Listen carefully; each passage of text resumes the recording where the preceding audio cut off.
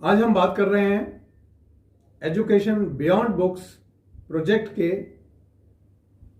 एक बड़े ही important part का, जिसमें बिहेवियर मैनेजमेंट जो हम सभी स्टेक होल्डर्स के लिए लेकर आए हैं, उसका एक और पार्ट आज हम डिस्कस करते हैं और वो है रिलेशनशिप्स। बिहेवियर मैनेजमेंट यदि आपका एप्रोप्रिएट है तो आपके रिश्ते बनते हैं, बिगड़ते नहीं हैं। बिहेवियर रिश्तों को बनाने और बिगाड़ने का बहुत सिंपल जरिया है। यदि हमारा व्यवहार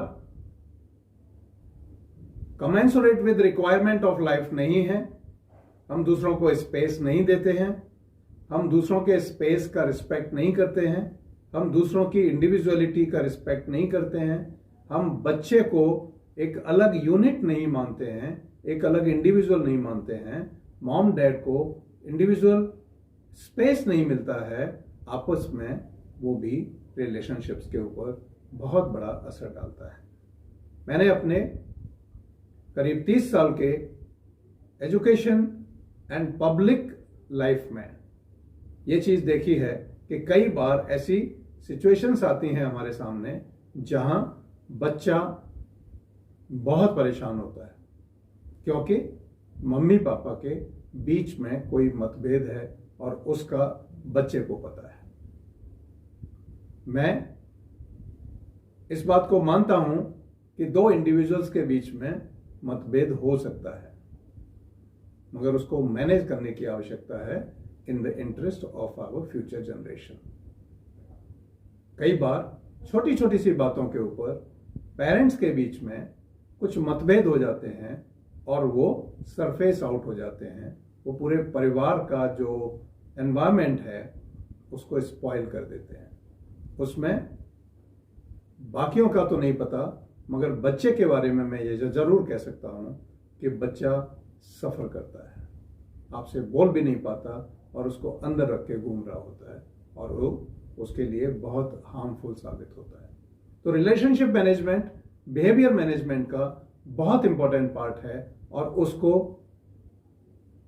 तवज्जो देने की हम सबको जरूरत है।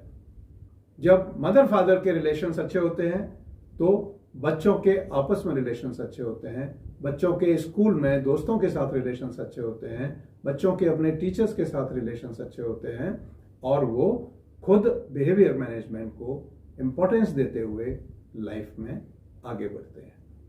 कभी भी आप ऐसा कोई सक्सेसफुल प्राणी नहीं पा सकते जिसका व्यवहार खराब हो और वो आगे कुछ प्रोग्रेस कर जाए।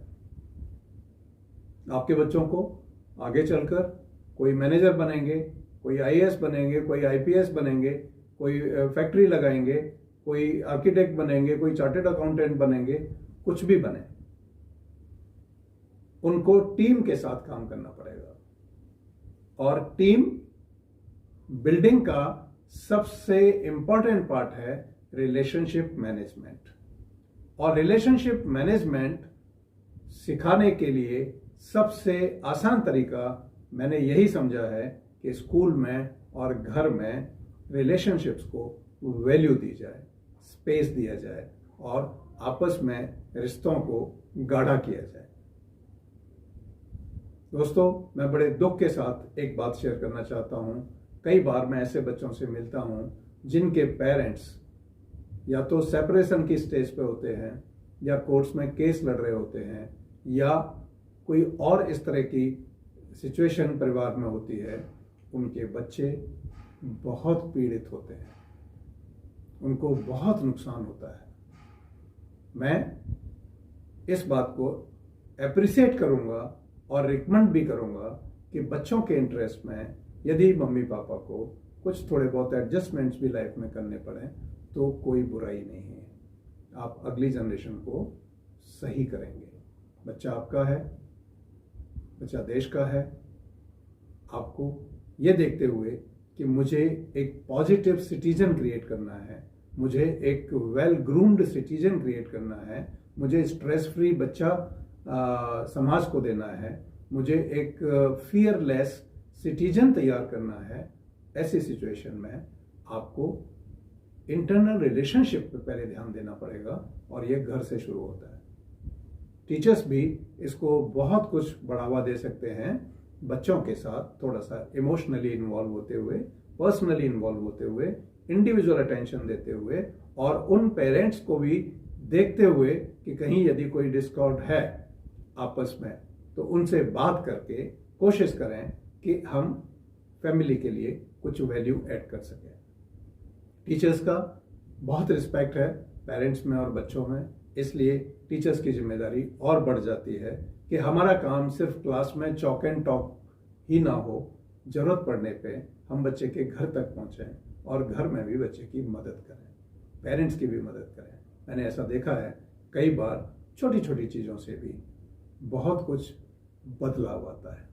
जैसे हमारा project blessings twice a day, mummy papa बच्चे को बहुत अच्छे से कनेक्ट कर रहा है और बच्चे को पॉजिटिविटी ऑल अराउंड देखने को मिल रही है। Please continue with this. My home my temple, my parents my God, please don't give up, continue with this. It will build your child, it will build the relationships in the house and create positivity all around. जैसा मैं बार बार कहता हूं, आप जिस चीज को nurture करेंगे वही चीज बढ़ती है। आप डिस्कम्फर्ट को नर्चर करेंगे, घर में डिस्कम्फर्ट रहेगा। आप पुअर रिलेशनशिप को बार बार को ले देंगे, रिलेशनशिप पुअर होती चली जाएंगी। आप पॉजिटिविटी को घर में नर्चर करेंगे, पॉजिटिविटी आएगी। यदि आप किसी नेगेटिव चीज को पकड़ के बैठे रहेंगे तो आप नेगेटिव चीज को ही नर्चर कर रहे होंगे। तो जिस किसी भी चीज में आप खाद पानी डाल रहे होंगे वही चीज बढ़ रही होगी। मेरी राय आप सभी को यही है और मैं जानता हूं कि थोड़ा बहुत चेंज करके आप परिवार में और बच्चों की जिंदगी में खुशहाली ला सकते हैं। आपको यदि कहीं एक्सपर्ट एडवाइस की जरूरत पड़े तो उसको भी लेने में कोई बुराई नहीं है।